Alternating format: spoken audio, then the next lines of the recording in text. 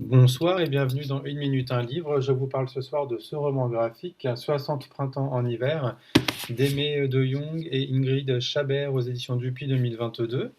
Alors, un roman graphique particulièrement dramatique. On suit Josie, qui, le jour de ses 60 ans, quitte son mari et sa famille. Elle part de chez elle et on sent une véritable libération sans trop savoir pourquoi au départ.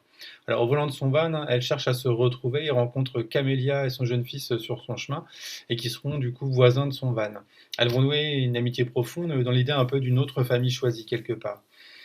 Par ailleurs, le mari et les enfants de Josie sont dans l'incompréhension et ne cessent de lui demander des explications, jouant la carte de la culpabilisation et du rappel de genre de mère.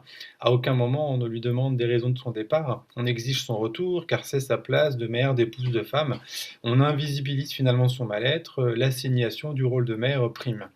Alors Josie participe également au CVL, c'est un club des vilaines libérées où elle va rencontrer Christine, un véritable crush rapide et intense. Donc un véritable finalement espace libérateur où on sent une légèreté s'installer, hélas éphémère. En effet, Josie et Christine se rapprochent, mais Josie prend conscience de ce qu'elle avait eu, silencié tout ce temps.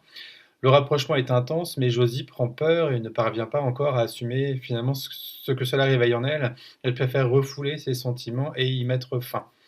Un événement dramatique inattendu entraînera un véritable choc émotionnel chez Josie, qui sera hospitalisée et qui sera tentée, par le poids des habitudes, de rester à son domicile. Mais il est trop tard, son chemin a déjà commencé.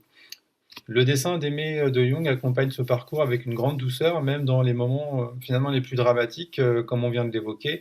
Et l'œuvre interroge finalement la manière dont notre société invisibilise les femmes qui vieillissent, comme si leur désir et leur liberté devenaient illégitimes passé finalement un certain âge.